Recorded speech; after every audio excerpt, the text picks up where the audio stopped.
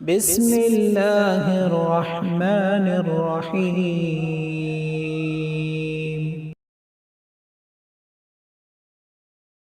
أحسب الناس أن يتركوا أن يقولوا آمنا وهم لا يفتنون. ونؤمن به ونتوكل عليه ونعوذ بالله من شرور أنفسنا ومن سيئات أعمالنا. من يهده الله فلا مضل له ومن يضلله فلا هادي له. ونشهد أن لا إله إلا الله وحده لا شريك له، ونشهد أن محمدًا عبده ورسوله أرسله بالحق بشيرا ونذيرا وداعيا إلى الله بإذنه وسراجا منيرا. فإن خير الحديث كتاب الله، وخير الهدي هدي محمد صلى الله عليه وسلم، وشر الأمور محدثاتها، وكل محدثة بدعة، وكل بدعة ضلالة، وكل ضلالة في النار. فقد قال الله تبارك وتعالى في القرآن المجيد والفرقان الحميد: فأعوذ بالله من الشيطان الرجيم، بسم الله الرحمن الرحيم. يا أيها الناس اتقوا ربكم الذي خلقكم من نفس واحدة وخلق منها زوجها وبث منهما رجالا كثيرا ونساء واتقوا الله الذي تساءلون به والأرحام إن الله كان عليكم رقيبا. وقال الله تعالى في موضع آخر: يا أيها الذين آمنوا اتقوا الله حق تقاته ولا تموتن إلا وأنتم مسلمون. وقال الله تعالى: يا أيها الذين آمنوا اتقوا الله وقولوا قولا سديدا يصلح لكم أعمالكم ويغفر لكم ذنوبكم ومن يطع الرسول فقد فاز فوزا عظيما. ومن يطع الله ورسوله فقد فاز فوزا عظيما. رب اشرح لي صدري ويسر لي أمري واحلل عقدة من لساني يفقهوا قولي. محمد رسول الله والذين معه أشداء على الكفار رحماء بينهم تراهم ركعا سجدا يبتغون فضلا من الله ورضوانا سيماهم في وجوههم من أثر السجود ذلك مثلهم في التوراة ومثلهم في الإنجيل كزرع أخرج شطأه فآزره فاستغلظ فاستوى على سوقه يعجب الزراع ليغيظ بهم الكفار وعد الله الذين آمنوا وعملوا الصالحات منهم مغفرة وأجرا عظيما. تمام قسم کی تعریف و توصیف، کبریائی و بڑائی، حمد و ثنا اس اللہ وحدہ لا شریک کے لیے لائق و زیبا ہے جو تمام کائنات کا پروردگار ہے، جو تمام کائنات کا رازق ہے، رزق دینے والا ہے۔ وہی وہ ذات ہے جس کے لیے چاہے رزق کو کشادہ کر دے اور جس کے لیے چاہے رزق کو تنگ کر دے۔ وہی وہ ذات ہے جو پیدا کرنے والی ہے۔ اللہ کے علاوہ کسی میں اختیار نہیں ہے کہ وہ کسی کو پیدا کر سکے۔ اللہ ہی ہے جو موت دیتا ہے، اللہ کے علاوہ کسی میں اختیار نہیں ہے کہ کسی کو موت دے سکے۔ اللہ ہی ہے جو موت کے بعد دوبارہ زندہ کرے گا، کسی میں یہ اختیار نہیں ہے کہ وہ دوبارہ کسی کو زندہ کر سکے۔ اور وہی وہ اللہ ہے جو تمام کائنات کا پروردگار ہے، پالن ہار ہے، اور جس نے آسمان اور زمین کی تخلیق کی اور اس میں کسی قسم کی کھجی اور نقص نہیں چھوڑا۔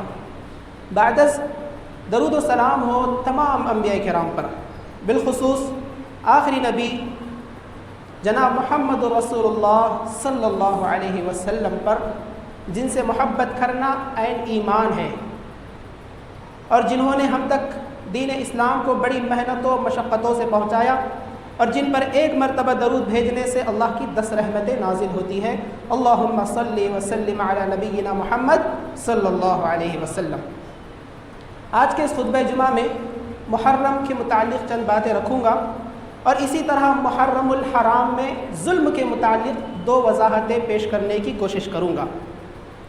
محرم الحرام، محرم کا مہینہ جس مہینے سے ہم گزر رہے ہیں وہ محرم الحرام کا مہینہ ہے، جو بڑا ہی بابرکت، بڑا ہی عظمت والا، بڑا ہی اہمیت کا حامل والا مہینہ ہے، اور ہجری سال کا پہلا مہینہ ہے محرم الحرام، جس مہینے سے ہم گزر رہے ہیں۔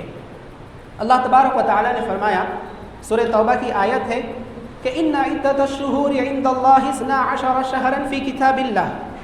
اللہ تبارک و تعالیٰ کے پاس، اللہ کے نزدیک مہینوں کی گنتی لوح محفوظ میں 12 ہے، منہا 4 حرم، اور ان مہینوں میں 12 مہینوں میں 4 مہینے حرمت والے ہیں۔ حرمت والے مہینوں کا مطلب یہ ہے کہ تعظیم والے ہیں، احترام والے ہیں، تقدس والے ہیں۔ منہا 4 حرم ذالک الدین القیم فلا تظلموا فیہن انفسکم، اور یہی دین قیم ہے، مضبوط دین ہے، تم حرمت والے مہینوں میں اپنے جانوں پر، اپنے نفسوں پر ظلم نہ کرو۔ یہ سورہ توبہ کی آیت کریمہ ہے۔ اس آیت میں اللہ تبارک و تعالیٰ نے کئی چیزوں کا تذکرہ کیا ہے۔ سب سے پہلی چیز کہ ان عدۃ الشہور عند اللہ 12 شہرا فی کتاب اللہ، کہ مہینوں کی گنتی اللہ کے نزدیک لوح محفوظ میں کتنی ہے؟ 12 ہے۔ گویا کہ مہینے 12 ہے۔ کب سے ہے؟ یوم خلق السماوات والارض، جس دن اللہ نے آسمان اور زمین کی تخلیق کی۔ منہا 4 حرم، اور ان 12 مہینوں میں 4 مہینے حرمت والے ہیں۔ اور ان 4 مہینوں میں اللہ نے کیا کرنے سے منع کیا ہے؟ فرمایا فلا تظلموا فیہن انفسکم، کہ ان 4 مہینوں میں اپنے نفس پر، اپنی جانوں پر ظلم نہ کرو۔ اب یہ بات تو معلوم ہو گئی کہ 12 مہینے ہیں، 12 مہینوں میں 4 مہینے حرمت والے ہیں، تقدس والے ہیں، تعظیم والے ہیں، احترام والے ہیں، لیکن وہ 4 مہینے کون سے ہیں؟ تو اس کی وضاحت حدیث سے ہوتی ہے، جو کہ صحیح بخاری کی روایت ہے۔ راوی حدیث حضرت ابو بکر رضی اللہ تعالی عنہ ہے۔ وہ فرماتے ہیں کہ نبی کریم صلی اللہ علیہ وسلم نے ارشاد فرمایا، السنۃ 12 شہرا منہا 4 حرم، کہ سال 12 مہینوں کا ہوتا ہے، اور ان میں 4 مہینے حرمت والے ہیں۔ ثلاثۃ متوالیات ذو القعدہ و ذو الحجہ والمحرم، 3 مہینے پے در پہ ہیں، ذو القعدہ، ذو الحجہ اور محرم۔ ورجب مضر بین جمادی و شعبان، اور رجب مضر جو کہ 4تھا مہینہ حرمت والا ہے، جو کہ جمادی الثانیہ اور شعبان کے درمیان کا مہینہ ہے۔ تو اس حدیث سے یہ بات معلوم ہوئی کہ جو مہینے حرمت والے ہیں وہ کون سے ہیں؟ ذو القعدہ، ذو الحجہ، محرم اور رجب۔ یہ 4 مہینے حرمت والے ہیں، تعظیم والے ہیں، احترام والے ہیں، تقدس والے ہیں۔ حاضرین جمعہ، ان مہینوں میں اللہ تبارک و تعالیٰ نے خاص طور پر ظلم کرنے سے منع کیا ہے۔ ظلم کرنے سے منع کیا ہے۔ ظلم ہمیشہ حرام ہے، ہمیشہ ممنوع ہے، لیکن 4 مہینوں میں خاص کر اللہ تبارک و تعالیٰ نے ظلم سے منع کیا ہے، ان مہینوں کے احترام کی وجہ سے، ان مہینوں کی تعظیم کی وجہ سے۔ اب ظلم سے کیا مراد ہے؟ تو ظلم سے مراد یہ بھی ہے کہ ان مہینوں میں لڑائی جھگڑا جنگ قتال سے بچا جائے، جیسا کہ سورہ بقرہ میں اللہ تبارک و تعالیٰ نے ارشاد فرمایا یسألونک عن الشہر الحرام قتال فیہ، کہ وہ آپ سے حرمت والے مہینے میں جنگ کے متعلق پوچھتے ہیں، قتال کے متعلق پوچھتے ہیں۔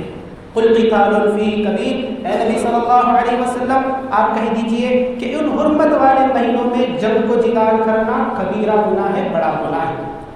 زمانے جاہلیت میں جاہلیت کے لوگ بھی ان 4 مہینوں کی تعظیم کیا کرتے تھے، ان 4 مہینوں کا احترام کیا کرتے تھے، اور ان 4 مہینوں کے احترام میں جنگ و جدال سے بچتے تھے، اپنی لڑائی کو روک دیا کرتے تھے۔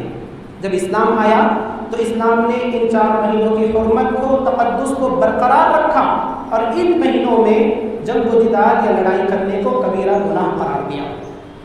اب ظلم سے مراد یہ ہوا کہ جنگ و جدال ان مہینوں میں نہیں کرنا ہے، محرم، ذوالقعدہ، ذوالحجہ اور رجب۔ اور ظلم سے مراد ایک یہ بھی ہے کہ ان 4 مہینوں میں اللہ کی نافرمانی اور گناہوں سے بچنا ہے، اللہ کی نافرمانی سے بھی بچنا ہے، کیونکہ یہ 4 مہینے ایسے ہیں کہ اللہ کی نافرمانی اور گناہ کا بوجھ کئی گنا بڑھا دیا جاتا ہے۔ اگر کوئی شخص گناہ کا کام ان مہینوں میں کرتا ہے، نافرمانی کا کام اس مہینوں میں کرتا ہے، تو اللہ تبارک و تعالیٰ نافرمانی کا گناہ کئی گنا بڑھا کر عطا کرتا ہے۔ اور اگر کوئی شخص ان مہینوں میں نیک عمل کرتا ہے تو نیکی کا اجر و ثواب بھی بڑھا کر دیا جاتا ہے۔ حافظ ابن کثیر رحمہ اللہ نے ابن عباس رضی اللہ تعالیٰ عنہ سے نقل کیا ہے کہ ابن عباس رضی اللہ تعالیٰ عنہ فرماتے ہیں کہ ظلم سال کے 12 مہینے میں حرام ہے، لیکن اللہ تعالیٰ نے 4 مہینوں کو خاص کر دیا ہے کہ تم ان میں ظلم نہ کرو، کیونکہ ان مہینوں میں ظلم کرنا، برائی کرنا، نافرمانی کرنا، ان کا گناہ اللہ تعالیٰ بڑھا دیتا ہے اور نیکی اور عمل صالح کا اجر و ثواب بھی بڑھا دیا جاتا ہے۔ اور امام قتادہ رحمہ اللہ اس آیت کے ٹکڑے میں ارشاد فرماتے ہیں فَلَا تَظْلِمُوا فِيهِنَّ أَنفُسَكُمْ کہ حرمت والے مہینوں میں اپنے نفسوں پر ظلم نہ کرو۔ امام قتادہ رحمہ اللہ فرماتے ہیں کہ ظلم کا گناہ اور بوجھ دوسرے مہینوں کی بنسبت ان 4 مہینوں میں بڑھا دیا جاتا ہے، گرچہ کہ ظلم کا گناہ ہر وقت بڑا ہوتا ہے، لیکن اللہ تعالیٰ جس مہینے میں چاہے ظلم کے گناہ کو بڑا کر دے۔ پھر امام قتادہ رحمہ اللہ آگے فرماتے ہیں کہ جس طرح اللہ تعالیٰ نے فرشتوں میں پیغمبر فرشتوں کو چن لیا ہے، کلام میں قرآن مجید کو چن لیا ہے، ساری سرزمین میں قرآن مجید کو چن لیا ہے، مہینوں میں ماہ رمضان کو اور حرمت والے مہینوں کو چن لیا ہے، دنوں میں جمعہ کے دن کو چن لیا ہے، اور اسی طرح راتوں میں لیلۃ القدر کو چن لیا ہے، تو اللہ تعالیٰ جسے چاہے عظمت دے دے، تو تم بھی اسے عظیم سمجھو جسے اللہ عظیم سمجھتا ہے۔ تو پتہ یہ چلا کہ ان مہینوں میں جس مہینے سے ہم گزر رہے ہیں محرم الحرام، اور اس کے علاوہ رجب ہے، ذوالقعدہ ہے، ذوالحجہ ہے، ان مہینوں میں اگر کوئی شخص نافرمانی کرتا ہے، گناہ کا کام کرتا ہے، تو اس گناہ کو یا گناہ کو بڑھا چڑھا کر عطا کیا جاتا ہے، دیا جاتا ہے، کہ گناہ ایک ایسی چیز ہے کہ جس کی وجہ سے دلوں پر زنگ لگ جاتا ہے۔ ویسے تو گناہ سے ہر وقت بچنا ہے، لیکن ان ماہ مبارکوں میں جو کہ 4 مہینے ہیں خاص طور سے بچنا ہے، کیونکہ گناہوں کی وجہ سے دلوں پر زنگ لگ جاتا ہے۔ اللہ تبارک و تعالیٰ نے ارشاد فرمایا، سورۃ المطففین کی آیت ہے کھلا بل ران علی قلوبہم ما کانوا یکسبون، ہرگز نہیں بلکہ ان کے دلوں پر زنگ چڑھ چکا ہے ان کی بداعمالیوں کی وجہ سے۔ اور اسی طرح اللہ کے نبی صلی اللہ علیہ وسلم نے ارشاد فرمایا کہ جب مومن بندہ کوئی گناہ کرتا ہے، اللہ کی نافرمانی والا عمل کرتا ہے، تو اس کے دل پر ایک سیاہ نقطہ، کالا نقطہ چڑھ جاتا ہے، اور جب وہ توبہ کر لیتا ہے، اس گناہ سے رجوع کر لیتا ہے، تو اس دھبے کو یا اس کالے نقطے کو دھو دیا جاتا ہے، اس کے دل کو دھو دیا جاتا ہے۔ پھر اللہ کے نبی صلی اللہ علیہ وسلم فرماتے ہیں لیکن جب مومن بندہ گناہ پر گناہ کرتا رہتا ہے، نافرمانی پر نافرمانی کرتا رہتا ہے، تو وہ سیاہی بڑھتی چلی جاتی ہے، بڑھتی چلی جاتی ہے، اور اس کے دل پر چھا جاتی ہے، گویا کہ سارا کا سارا دل سیاہ پڑ جاتا ہے۔ پھر پیارے نبی صلی اللہ علیہ وسلم نے فرمایا کہ یہی وہ رین ہے، یہی وہ زنگ ہے جس کا ذکر اللہ تبارک و تعالیٰ نے قرآن مجید میں کیا، کھلا بل ران علی قلوبہم ما کانوا یکسبون، کہ ان کی بداعمالیوں کی وجہ سے ان کے دلوں پر زنگ چڑھ گیا۔ اور نافرمانی یا گناہ ایک ایسی چیز ہے جس کی وجہ سے زندگی تنگ حال ہو جاتی ہے، زندگی سے اطمینان اور سکون ختم ہو جاتا ہے۔ سورہ طٰہٰ کی آیتیں ہیں، اللہ تبارک و تعالیٰ کا فرمان ہے وَمَنْ أَعْرَضَ عَنْ ذِكْرِي فَإِنَّ لَهُ مَعِيشَةً ضَنْكًا، کہ جو شخص میری یاد سے، میرے ذکر سے روگردانی کرے گا تو اس کے لیے زندگی کون سی ہوگی؟ تنگ حال والی زندگی ہوگی، اس کی زندگی تنگ ہو جائے گی۔ وَنَحْشُرُهُ يَوْمَ الْقِيَامَةِ أَعْمَىٰ، اور کل قیامت کے دن ہم اسے اندھا کر کے اٹھائیں گے۔ وَنَحْشُرُهُ يَوْمَ الْقِيَامَةِ أَعْمَىٰ وَقَدْ كُنْتُ بَصِيرًا، اور وہ کہے گا اے اللہ لِمَ حَشَرْتَنِي أَعْمَىٰ وَقَدْ كُنْتُ بَصِيرًا، کہ مجھے اندھا کر کے کیوں اٹھایا جبکہ میں تو دیکھنے والا تھا، میں بینا تھا۔ اللہ تعالیٰ کہے گا قَالَ كَذَٰلِكَ أَتَتْكَ آيَاتُنَا فَنَسِيتَهَا، تیرے پاس میری آیتیں آئی تھی تو نے اسے بھلا دیا، وَكَذَٰلِكَ الْيَوْمَ تُنسَىٰ، آج تجھے بھی بھلا دیا جائے گا۔ تو گناہوں سے ہر وقت بچنا ہے، لیکن حرمت والے مہینوں میں گناہوں سے بچنا ہے، کیونکہ اس کی سزا دگنی اور چوگنی ہو جاتی ہے، اور حرمت والے مہینوں میں محرم الحرام بھی ہے جس مہینے سے ہم گزر رہے ہیں۔ تو اللہ تبارک و تعالیٰ نے خصوصی طور پر ظلم کرنے سے ان مہینوں میں منع کیا ہے۔ ظلم کے بارے میں 2 وضاحتیں کر دینی لازمی ہے۔ ایک وضاحت کہ ماہ محرم اور نوحہ خانی، یا ماہ محرم اور ماتم۔ آپ کو یہ معلوم ہے کہ جب بھی محرم کا مہینہ شروع ہوتا ہے تو کئی لوگ ماتمی لباس پہن لیتے ہیں، سینہ گوبی کرتے ہیں، اپنے کپڑوں کو پھاڑتے ہیں، اپنے جسموں کو زخمی کرتے ہیں، اور بعض لوگ پورا مہینہ سوگ اور غم والا مناتے ہیں۔ تو یاد رکھیے یہ بھی ایک ظلم کی قسم ہے جو کہ حرام ہے۔ اللہ کے نبی صلی اللہ علیہ وسلم نے ان اعمال کے بارے میں فرمایا کہ اربع فی امتی من امر الجاہلیت لا یترکونہن، کہ 4 کام جاہلیت کے کاموں میں سے 4 کام ایسے ہوں گے جسے میری امت چھوڑنے پر آمادہ نہیں ہوگی۔ میری امت ان 4 اعمال کو کبھی نہیں چھوڑے گی۔ 4 اعمال کون سے ہیں؟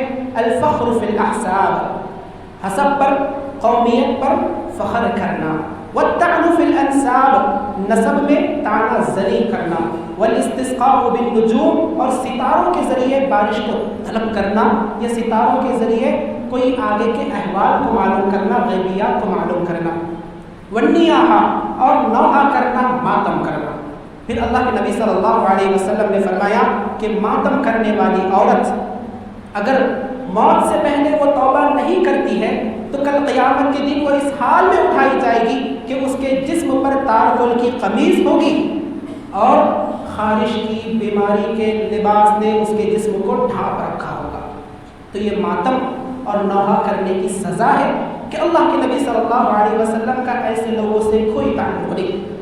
صحیح بخاری کی روایت ہے، اللہ کے نبی صلی اللہ علیہ وسلم نے ارشاد فرمایا لیس منا من لقم الخدود وشق الجیوب ودعا بدعوى الجاہلیہ، کہ وہ شخص ہم میں سے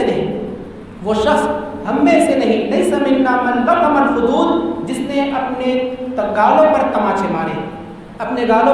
تماچے مارے، وشق الجیوب، اپنے گریبانوں کو پھاڑ دیا، ودعا بدعوى الجاہلیہ، اور جاہلیت کے دعوے کے ساتھ پکارا، یعنی مصیبت کے وقت واویلا کیا اور ہلاکت اور موت کو پکارا۔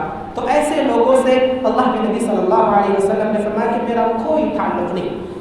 لیکن جب ماہ محرم شروع ہوتا ہے تو کئی لوگ اسی ماہ محرم میں ماتم بھی کرتے ہیں، سینہ کو بھی کرتے ہیں، اپنے کپڑوں کو پھاڑتے ہیں، اپنے جسموں کو زخمی کرتے ہیں، اور پورا کا پورا ماہ محرم، پورا کا پورا مہینہ سوگ اور غم میں مناتے ہیں، ماتمی لباس یعنی کالے کپڑے پہنتے ہیں، اور کئی کھانے کی چیزوں کو اپنے اوپر حرام کرتے ہیں، جبکہ حرام اور حلال، حلت اور حرمت کا اختیار اللہ کے علاوہ نبی کریم صلی اللہ علیہ وسلم کو بھی نہیں ہے۔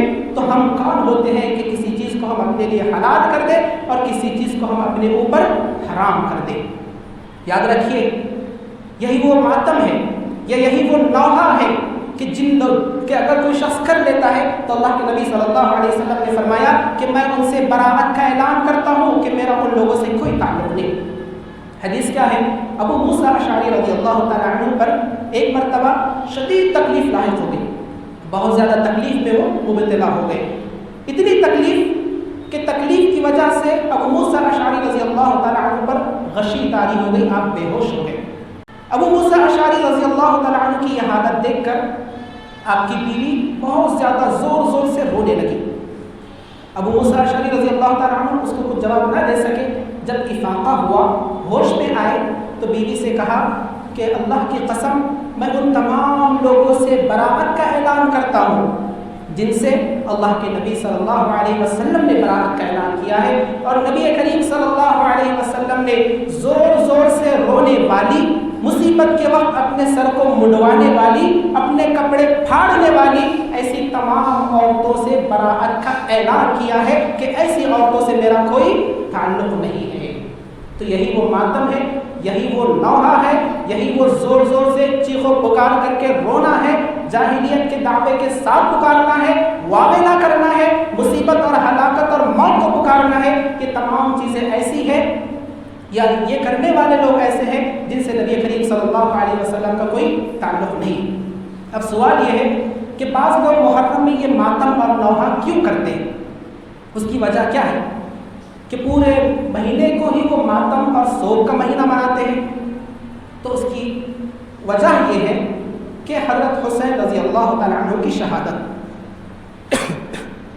اسی مہینے میں حضرت حسین رضی اللہ تعالیٰ عنہ شہید ہوئے تھے، اسی لیے یہ لوگ کیا کرتے ہیں، پورے مہینے کو ماتم کا مہینہ اور غم کا مہینہ مناتے ہیں۔ حضرت حسین رضی اللہ تعالیٰ عنہ کی شہادت یقیناً ہر مسلمان کو اس پر غم ہے، حزن ہے، ملال ہے، اور یقیناً حسین رضی اللہ تعالیٰ عنہ کی شہادت کا واقعہ بڑا ہی المناک، بڑا ہی دردناک، بڑا ہی افسوسناک تھا، لیکن ہم اس پر کیا کر سکتے ہیں؟ ہم اس پر صرف صبر و تحمل کا مظاہرہ کر سکتے ہیں، انا للہ و انا الیہ راجعون پڑھ سکتے ہیں۔ نہ تو ہم ماتم کریں گے، نہ تو ہم سینہ کوبی کریں گے، نہ تو ہم کسی قسم کا ماتم منائیں گے، کچھ بھی نہیں، کیونکہ ان تمام چیزوں سے اللہ کے نبی صلی اللہ علیہ وسلم نے منع کیا ہے، آپ صلی اللہ علیہ وسلم نے منع کیا ہے۔ ہاں یہ بات ضرور ہے کہ حسین رضی اللہ تعالیٰ عنہ کی شہادت کا واقعہ بڑا ہی المناک تھا، لیکن اللہ تبارک و تعالیٰ نے کیا فرمایا؟ سورہ بقرہ کی آیت ہے وَلَنَبْلُوَنَّكُمْ بِشَيْءٍ مِّنَ الْخَوْفِ وَالْجُوعِ وَنَقْصٍ مِّنَ الْأَمْوَالِ وَالْأَنفُسِ وَالثَّمَرَاتِ وَبَشِّرِ الصَّابِرِينَ، کہ ہم تمہیں ضرور بھی ضرور آزمائیں گے۔ کس کے ذریعے؟ خوف کے ذریعے، بھوک کے ذریعے، مالوں میں، جانوں میں، نفسوں میں کمی کر کے ہم تمہیں آزمائیں گے۔ وبشر الصابرین، جو آزمائش کے وقت صبر کا مظاہرہ کرے گا، شکر کا مظاہرہ کرے گا، تو ایسے ہی صابرین کو آپ خوشخبری دے دیجیے۔ الذین اذا اصابتهم مصیبہ، کہ جب ان پر کوئی مصیبت پہنچتی ہے تو وہ کیا کہتے ہیں؟ قالوا انا للہ و انا الیہ راجعون، کہ ہم اللہ ہی کے لیے ہیں اور ہم اللہ ہی کی طرف لوٹ کر جانے والے ہیں۔ اولئک علیہم صلوات من ربہم ورحمہ، کہ یہی وہ لوگ ہیں جن پر اللہ تبارک و تعالیٰ کی جانب سے نوازشیں ہیں، اللہ تعالیٰ کی جانب سے رحمت ہے، اور یہی لوگ ہدایت یافتہ ہے۔ تو مصیبت کے وقت، تکلیف کے وقت ہمیں کیا کرنا ہے؟ ہمیں اللہ تبارک و تعالیٰ کے لیے، اللہ تبارک و تعالیٰ کے سامنے صبر و تحمل کا مظاہرہ کرنا ہے، نہ کہ شکوہ اور جزا و فضا کرنا ہے۔ یقیناً حضرت حسین رضی اللہ تعالیٰ عنہ کی فضیلت بہت زیادہ ہے۔ حسین رضی اللہ تعالیٰ عنہ کی فضیلت یہ ہے کہ حسین رضی اللہ تعالیٰ عنہ جناب محمد رسول اللہ صلی اللہ علیہ وسلم کے نواسے ہیں۔ حسین رضی اللہ تعالیٰ عنہ کی فضیلت یہ ہے کہ آپ نبی کریم صلی اللہ علیہ وسلم کی لخت جگر، نور نظر فاطمہ رضی اللہ تعالیٰ عنہ کے بیٹے ہیں۔ حسین رضی اللہ تعالیٰ عنہ کی فضیلت یہ ہے کہ آپ حضرت علی رضی اللہ تعالیٰ عنہ، علی بن ابی طالب رضی اللہ تعالیٰ عنہ، چوتھے خلیفہ نبی کریم صلی اللہ علیہ وسلم کے داماد کے فرزند ہیں۔ حسین رضی اللہ تعالیٰ عنہ کی فضیلت یہ ہے کہ آپ حسن رضی اللہ تعالیٰ عنہ کے بھائی ہیں۔ حسین رضی اللہ تعالیٰ عنہ کی فضیلت یہ ہے کہ آپ جلیل القدر صحابی ہیں۔ حسین رضی اللہ تعالیٰ عنہ کی فضیلت یہ ہے کہ آپ نبی کریم صلی اللہ علیہ وسلم کے بڑے ہی چہیتے، بڑے ہی محبوب ہیں۔ حضرت عطاء بن یسار رحمہ اللہ فرماتے ہیں کہ ایک صحابی نے مجھے خبر دی، تابعی ہے، وہ فرماتے ہیں کہ ایک صحابی نے مجھے خبر دی کہ ایک مرتبہ نبی کریم صلی اللہ علیہ وسلم نے حضرت حسن، حضرت حسین رضی اللہ عنہما کو اپنے سینے سے لگایا، اپنے سینے سے لگایا اور کہنے لگے اللہم انی احبہما فاحبہما، اے اللہ میں ان دونوں سے، حسن سے، حسین سے، اے اللہ میں ان دونوں سے محبت کرتا ہوں، فاحبہما، اے اللہ تو بھی ان سے محبت کر۔ یہ نبی کریم صلی اللہ علیہ وسلم کی محبت تھی۔ حضرت ابو ہریرہ رضی اللہ تعالیٰ عنہ فرماتے ہیں، مسند احمد کی روایت ہے کہ ایک مرتبہ نبی کریم صلی اللہ علیہ وسلم اپنے گھر سے نکلے، ہمارے پاس آئے، اور آپ کے ساتھ حضرت حسن بھی تھے، حضرت حسین رضی اللہ عنہما تھے، اور ایک آپ کے ایک کندھے پر تھے اور دوسرے آپ کے دوسرے کندھے پر تھے، اور آپ صلی اللہ علیہ وسلم کبھی ان سے پیار کرتے، کبھی ان سے پیار کرتے۔ ایک شخص نے نبی کریم صلی اللہ علیہ وسلم سے پوچھ لیا، اے اللہ کے نبی کیا آپ کو ان سے محبت ہے؟ کہ آپ حضرت حسن سے، حضرت حسین سے محبت کرتے ہیں؟ اللہ کے نبی صلی اللہ علیہ وسلم نے فرمایا ہاں، من احبہما فقد احبنی، جس نے ان دونوں سے محبت کی اس نے مجھ سے محبت کی، ومن ابغضہما فقد ابغضنی، اور جس نے ان دونوں سے بغض رکھا، نفرت رکھی، عداوت رکھی، دشمنی رکھی، تو یقیناً اس نے مجھ سے دشمنی رکھی۔ یہ محبت تھی۔ اور آپ صلی اللہ علیہ وسلم کی محبت کا اندازہ آپ اس بات سے لگا سکتے ہیں کہ جب آپ صلی اللہ علیہ وسلم ممبر پر خطبہ دے رہے ہیں، ممبر پر خطبہ دے رہے ہو، اور اگر حضرت حسن اور حسین مسجد میں آ جاتے، رونما ہو جاتے، تو آپ اپنا خطبہ روک دیا کرتے تھے، خطبہ روک کر اتر کر ان کو اپنی گودی میں بٹھا لیا کرتے تھے۔ یہ حضرت حسین سے، حضرت حسن سے نبی کریم صلی اللہ علیہ وسلم کی محبت تھی۔ دلیل کیا ہے؟ دلیل ہے سنن نبی داؤد، سنن النسائی، سنن ابن ماجہ کی روایت ہے۔ راوی حدیث حضرت بریدہ رضی اللہ تعالیٰ عنہ ہے، وہ فرماتے ہیں کہ ایک مرتبہ نبی کریم صلی اللہ علیہ وسلم خطبہ دے رہے تھے، جمعے کا خطبہ ارشاد فرما رہے تھے کہ اچانک حسن اور حسین رضی اللہ عنہما رونما ہوئے، نمودار ہوئے، اور انہوں نے سرخ رنگ کی، لال رنگ کی قمیض پہنی ہوئی تھی اور وہ قمیض پہ بار بار پھسل رہے تھے، بچے تھے، بار بار پھسل رہے تھے۔ اللہ کے نبی صلی اللہ علیہ وسلم نے اپنا خطبہ روک دیا، ممبر سے اترے اور ان دونوں کو اٹھا لیا اور اپنی گودی میں بٹھا لیا، اور پھر ویسے ہی ممبر پر چڑھ گئے، اور اللہ کے نبی صلی اللہ علیہ وسلم نے ان دونوں کو اٹھائے ہوئے لوگوں سے مخاطب ہو کر فرمایا کہ ہاں، اللہ تعالیٰ نے سچ فرمایا، اللہ تعالیٰ نے سچ فرمایا ہے کہ انما اموالکم و اولادکم فتنہ، کہ تمہارے مال بھی، تمہاری اولاد بھی آزمائش ہے۔ پھر آپ صلی اللہ علیہ وسلم فرماتے ہیں کہ جب میں نے ان دونوں کو دیکھا، میرے نواسوں کو دیکھا، حسن اور حسین کو دیکھا، تو مجھ سے رہا نہ گیا اور میں نے انہیں اپنی گودی میں اٹھا لیا۔ پھر آپ صلی اللہ علیہ وسلم نے بعد میں اپنا خطبہ مکمل کیا۔ یہی نہیں، حضرت حسن اور حضرت حسین کی فضیلت تو یہ ہے کہ پیارے نبی صلی اللہ علیہ وسلم نے فرمایا کہ یہ دونوں نوجوانان جنت کے سردار ہیں۔ دلیل کیا ہے؟ حضرت حذیفہ رضی اللہ تعالیٰ عنہ راوی حدیث ہے، پیارے نبی صلی اللہ علیہ وسلم نے ارشاد فرمایا کہ یہ فرشتہ جو آج رات زمین پر نازل ہوا ہے، اس سے پہلے وہ زمین پر کبھی نہیں آیا تھا۔ آج رات ایک زمین پر فرشتہ نازل ہوا ہے، اس سے پہلے وہ زمین پر کبھی نہیں آیا۔ اس نے اللہ سے اجازت مانگی کہ اے اللہ، میں محمد رسول اللہ صلی اللہ علیہ وسلم سے ملنا چاہتا ہوں، تو اللہ تبارک و تعالیٰ نے اس فرشتے کو اس خوشخبری کے ساتھ بھیجا بِأَنَّ فاطمہ سیدۃ نساء اہل الجنہ، کہ فاطمہ ہوگی، وَأَنَّ الْحَسَنَ وَالْحُسَيْنَ سیدا شباب اہل الجنہ، اور حسن اور حسین رضی اللہ عنہما نوجوانان جنت کے سردار ہوں گے۔ یہ فضیلتیں کن کی؟ حضرت حسن کی، حضرت حسین رضی اللہ عنہما کی۔ تو یہی ماہ محرم ہے جس میں حسین رضی اللہ تعالیٰ عنہ کی شہادت ہوئی، اور آپ کی شہادت کا واقعہ بڑا ہی المناک، دردناک تھا۔ لیکن ان تمام احادیث کے پیش نظر ہم حضرت حسن سے بھی، حضرت حسین سے بھی محبت کرتے ہیں، ان کی محبت کو ہم ایمان کا جز مانتے ہیں، ان سے محبت کرنے والوں سے ہم محبت کرتے ہیں، ان سے بغض رکھنے والوں سے ہم دشمنی اور عداوت رکھتے ہیں، لیکن ہم ان کی شہادت پر ماتم نہیں کرتے، ہم ان کی شہادت پر سینہ کوبی نہیں کرتے، ہم ان کی شہادت پر اپنے کپڑوں کو نہیں پھاڑتے، ہم ان کی شہادت پر اپنے جسموں کو زخمی نہیں کرتے، ہم ان کی شہادت پر واویلا اور جزا و سزا یا اسی طرح شکوہ و شکایت نہیں کرتے، کیونکہ اللہ کے نبی صلی اللہ علیہ وسلم نے ان تمام چیزوں سے منع کیا ہے۔ اور یاد رکھیے، حضرت حسین رضی اللہ تعالیٰ عنہ کی جو شہادت ہوئی ماہ محرم میں، یہ اللہ کی قضا و قدر سے تھی، اللہ نے مقدر کر رکھا تھا، تقدیر میں لکھ رکھا تھا، اور جبریل علیہ السلام نے حضرت حسین کی شہادت سے پہلے اللہ کے نبی صلی اللہ علیہ وسلم کو اس بات سے آگاہ کر دیا تھا۔ دلیل کیا ہے؟ حضرت ام سلمہ رضی اللہ تعالیٰ عنہ بیان کرتی ہے کہ ایک مرتبہ نبی کریم صلی اللہ علیہ وسلم کے پاس جبریل علیہ السلام آئے ہوئے تھے، جبریل علیہ السلام آپ صلی اللہ علیہ وسلم کے پاس آئے ہوئے تھے، اور حسین رضی اللہ تعالیٰ عنہ میری گود میں تھے، میرے پاس تھے۔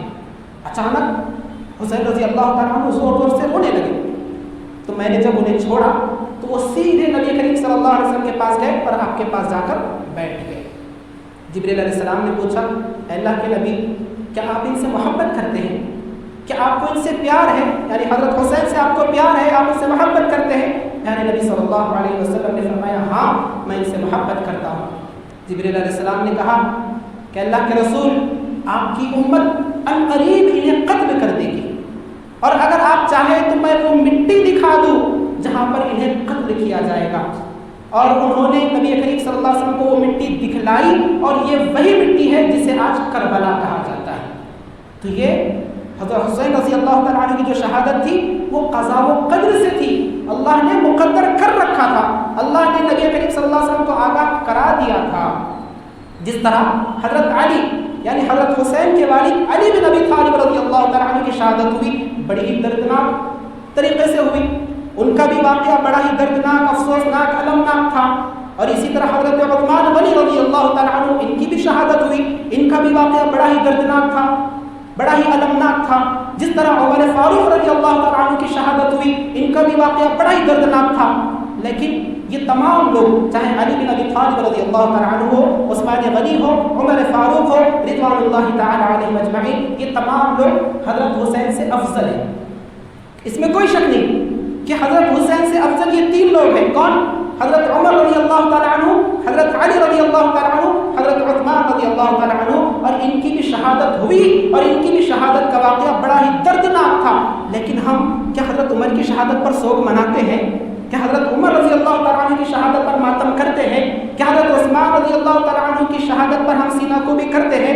کیا علی بن ابی طالب رضی اللہ تعالیٰ عنہ کی شہادت کی وجہ سے ہم پورے کے پورے مہینے کو ماتم والا مہینہ، غم کا مہینہ، سوگ کا مہینہ مناتے ہیں؟ نہیں مناتے۔ تو حسین رضی اللہ تعالیٰ عنہ کی شہادت پر کیوں؟ اور ماتم تو اللہ کے نبی صلی اللہ علیہ وسلم نے منع کیا ہے، ممنوع ہے، اور ایسے لوگوں سے اللہ کے نبی صلی اللہ علیہ وسلم نے لا تعلقی کا اظہار کیا ہے کہ میرا ان سے کوئی تعلق نہیں، جو ماتم کرتے ہیں، سینہ کو بھی کرتے ہیں، اپنے جسم کو زخمی کرتے ہیں۔ تو یاد رکھیے یہ بھی ایک ظلم ہے، اور اللہ تبارک و تعالیٰ نے حرمت والے مہینوں میں ظلم کرنے سے منع کیا ہے۔ تو محرم کے مہینے میں ظلم کرنا، ماتم کرنا یا اسی طرح سوگ منانا، یہ تمام چیزیں حرام ہے، ناجائز ہے، ظلم کی ایک شکل ہے۔ یہ ہوئی پہلی وضاحت۔ دوسری وضاحت ماہ محرم میں ظلم کے تعلق سے یہ کہ ماہ محرم اور صحابہ کرام، یہ بات بھی معلوم ہے، معروف ہے کہ اس ماہ محرم میں ایک بہت بڑا ظلم یہ ہوتا ہے کہ نبی کریم صلی اللہ علیہ وسلم کے شاگردان، آپ صلی اللہ علیہ وسلم کے صحابہ کو نعوذ باللہ اس ماہ محرم میں گالیاں دی جاتی ہیں۔ اس ماہ محرم میں صحابہ کرام کو برا بھلا کہا جاتا ہے، برا بھلا کہنے، گالیاں دینے کی مجلسیں منعقد کی جاتی ہیں، باقاعدہ جلسے ہوتے ہیں، اور ان جلسوں میں، ان مجلسوں میں نعوذ باللہ صحابہ کرام کو گالیاں دی جاتی ہے، برا بھلا کہا جاتا ہے، جبکہ یاد رکھیے حرام ہے، حرام ہے، اور یہ بھی ایک ظلم کی قسم ہے جس سے اللہ نے منع کیا ہے فَلَا تَظْلِمُوا فِيهِنَّ أَنفُسَكُمْ، کہ اپنی جانوں پر حرمت والے مہینوں میں ظلم نہ کرو۔ اہل سنت و جماعت کا یہ عقیدہ ہے صحابہ کرام کے بارے میں کہ ہم تمام صحابہ کرام سے محبت کرتے ہیں، تمام صحابہ کرام سے محبت کرتے ہیں، تمام صحابہ کرام کا احترام کرتے ہیں، ان کا ذکر خیر کرتے ہیں، جب بھی ان کا نام لیتے ہیں رضی اللہ عنہ کہتے ہیں۔ ہم صحابہ کرام سے محبت کرتے ہیں، صحابہ کرام سے محبت کرنے والوں سے محبت کرتے ہیں، صحابہ کرام سے دشمنی کرنے والے اور ان سے بغض و عناد رکھنے والوں سے ہم دشمنی کرتے ہیں۔ یہ اہل سنت والجماعت کا عقیدہ ہے، اہل سنت والجماعت کا یہ عقیدہ ہے وَحُبُّهُمْ دِينٌ وَإِيمَانٌ وَإِحْسَانٌ، کہ صحابہ کرام سے محبت کرنا عین دین ہے، عین ایمان ہے، عین احسان ہے۔ وَبُغْضُهُمْ كُفْرٌ وَنِفَاقٌ وَطُغْيَانٌ، صحابہ کرام سے بغض رکھنا، صحابہ کرام سے دشمنی رکھنا عین کفر ہے، فسق ہے اور سرکشی ہے۔ یہ اہل سنت والجماعت کا عقیدہ ہے۔ لیکن بس افسوس کہ ایک طبقہ ایسا پایا جاتا ہے جو اس محرم الحرام میں، محرم کے مہینے میں صحابہ کرام کو برا بھلا کہتا ہے، گالیاں دیتا ہے، ان سے چڑھتا ہے۔ یاد رکھیے صحابہ کرام سے کافر لوگ ہی چڑھتے ہیں، صحابہ کرام سے کوئی مسلمان نہیں چڑھ سکتا، کسی صحابی رسول سے کوئی مسلمان نہیں چڑھ سکتا، کسی صحابی رسول کو کوئی مسلمان برا بھلا نہیں کہہ سکتا، کافر ہی کہہ سکتا ہے، کسی صحابی رسول کو کوئی مسلمان گالی نہیں دے سکتا، کوئی کافر ہی دے سکتا ہے۔ اور صحابہ کرام سے چڑھ کس کو آتی ہے؟ کافروں کو ہی آتی ہے، مسلمانوں کو نہیں آتی۔ اس کا تذکرہ اللہ تبارک و تعالیٰ نے سورہ فتح کی آخری آیت میں کیا ہے۔ اللہ تبارک و تعالیٰ کا فرمان ہے، سورہ فتح کی آیت ہے محمد رسول اللہ، محمد صلی اللہ علیہ وسلم اللہ کے رسول ہے۔ والذین معه اشداء علی الکفار، جو محمد صلی اللہ علیہ وسلم کے ساتھ ہے یعنی آپ کے صحابہ، اشداء علی الکفار، یہ کافروں پر بڑے ہی سخت ہیں، کافروں پر بڑے ہی سخت ہے، رحماء بینہم، لیکن آپس میں بڑے ہی رحم دل ہیں، بڑے ہی شفیق ہیں، بڑے ہی مہربان ہیں، بڑے نرم ہیں۔ رحماء بینہم تراہم رکعا سجدا یبتغون فضلا من اللہ ورضوانا، آپ انہیں دیکھتے ہیں کہ وہ ہمیشہ رکوع کرتے ہیں، سجدہ کرتے ہیں، اللہ کی رضا کو، اللہ کے فضل کو تلاش کرتے ہیں، اللہ کی رضا، اللہ کے فضل کی طلب میں رہتے ہیں، جستجو میں رہتے ہیں۔ تراهم ركعا سجدا يبتغون فضلا من الله ورضوانا سيماهم في وجوههم من اثر السجود کہ صحابہ کرام سجدوں کی نشانیاں ان کی پیشانیوں پر آیا ہیں. سجدے کرنے کی جو نشانیاں ہوتی ہیں ان صحابہ کرام کی پیشانیوں پر اللہ کہتا ہے کہ آیا ہے، ظاہر ہے، نمایاں ہے. ذَلِكَ مَثَلُهُمْ فِي التَّوْرَاةِ وَمَثَلُهُمْ فِي الْإِنْجِيلِ اور ان کی یہی مثال تورات میں بھی ہے اور انجیل میں بھی. صرف قرآن میں ان کے فضائل کے تذکرے نہیں ہیں، ان کی فضیلتوں کے تذکرے پہلی آسمانی کتابوں میں بھی موجود ہیں. كَزَرْعٍ أَخْرَجَ شَطْأَهُ فَآزَرَهُ فَاسْتَغْلَظَ فَاسْتَوَىٰ عَلَىٰ سُوقِهِ صحابہ کرام کی مثال اس کھیتی جیسی ہے جس نے پہلے اپنی کوپل نکالی، پھر جب اسے سہارا دیا گیا تو وہ موٹی ہو گئی اور اپنے تنے پر کھڑی ہو گئی. یعجب الزراع اور اب وہ کھیتی اپنے کاشتکاروں کو خوش کر رہی ہے. لیغیظ بہم الکفار اللہ نے ایسا کیوں کیا؟ تاکہ صحابہ کرام سے کافروں کو چڑھائے، تاکہ کافر ان پر غصہ ہو. وعد اللہ الذین آمنوا وعملوا الصالحات منہم مغفرۃ واجرا عظیما اللہ نے جو لوگ ان میں سے ایمان لائے، عمل صالح کیے، بڑی ہی مغفرت کا، اجر عظیم کا ان سے وعدہ کر رکھا ہے. یہ ایک بڑی آیت ہے اور کئی چیزوں کو اللہ نے اس میں ذکر کیا ہے. صحابہ کرام کے اوصاف ذکر کیے. پہلی چیز کہ صحابہ کرام تو یہ ہے جو کافروں پر بڑے سخت ہیں، کافروں پر بڑے سخت ہیں اور مومنوں پر بڑے ہی رحم دل ہیں. صحابہ کرام تو وہ ہے جو ہمیشہ رکوع کرتے ہیں، ہمیشہ سجدوں میں رہتے ہیں. صحابہ کرام تو وہ ہے جو ہمیشہ اللہ کی رضا کی طلب میں رہتے ہیں، جستجو میں رہتے ہیں، اللہ کے فضل کو تلاشتے رہتے ہیں. صحابہ کرام تو وہ ہے کہ جن کی فضیلت کے، جن کے فضائل کے تذکرے صرف قرآن میں نہیں ہے، پہلی آسمانی کتابوں میں، تورات میں اور انجیل میں بھی موجود ہے. پھر آگے اللہ تعالیٰ نے صحابہ کرام کی مثال ایک کھیتی سے بیان کی. ایسی کھیتی جو پہلے کمزور ہوتی ہے لیکن بڑھتے بڑھتے قوی ہو جاتی ہے، اپنے تنے پر کھڑی ہو جاتی ہے. اللہ کے نبی صلی اللہ علیہ وسلم کے زمانے میں جو صحابہ تھے کمزور تھے، پہلے بہت زیادہ کمزور تھے، آہستہ آہستہ قوی ہوئے، آہستہ آہستہ اثر و رسوخ ان کا بڑھا اور اتنا اثر و رسوخ ان کا بڑھ گیا کہ صحابہ کرام سے کفار اور مشرکین چڑھنے لگے، بغض اور حسد کرنے لگے. تو یہ صحابہ کرام کی مثال ہے. اور یاد رکھیے اسی ماہ محرم میں صحابہ کرام کو برا بھلا کہا جاتا ہے. صحابہ کرام کو گالیاں دی جاتی ہیں ان صحابہ کرام کو جنہوں نے نبی کریم صلی اللہ علیہ وسلم کو دیکھا، جنہوں نے نبی کریم صلی اللہ علیہ وسلم کو سنا، جنہوں نے نبی کریم صلی اللہ علیہ وسلم کی خاطر اپنی جانوں کو نچھاور کر دیا، جنہوں نے نبی کریم صلی اللہ علیہ وسلم کی خاطر اپنے مال کو، اپنی اولاد کو ختم کر دیا، داؤ پر لگا دیا، انہی صحابہ کرام کو گالیاں دی جاتی ہیں. وہ صحابہ کرام جن کے بارے میں اللہ تبارک و تعالیٰ نے کہا کہ رضی اللہ عنہم ورضوا عنہ، کہ اللہ ان سے راضی ہو گیا اور وہ اللہ سے راضی ہو گئے. اتنا ہی نہیں، وعد اللہ لہم، کہ اللہ تبارک و تعالیٰ نے ان کے لیے ایسی جنتیں تیار کر رکھی ہے، تحتہا الانہار، جن کے نیچے سے نہریں بہ رہی ہیں، خالدین فیہا ابدا، اور وہ اس میں ہمیشہ رہنے والے ہیں. یہ صحابہ کرام کی فضیلت ہے کہ اللہ تبارک و تعالیٰ نے دنیا ہی میں جنت کی سرٹیفکیٹ انہیں دے دی ہے اور اللہ تبارک و تعالیٰ نے ان کی تعریف کی ہے. تو ہم انہیں برا بھلا کہنے والے، انہیں گالیاں دینے والے کون ہوتے ہیں جبکہ خالق کائنات نے انہیں دنیا میں جنت کی بشارت دے دی. یاد رکھیے صحابہ کرام کو برا بھلا کہنا بڑا ہی عظیم گناہ ہے، صحابہ کرام کو گالیاں دینا بڑا ہی عظیم گناہ ہے.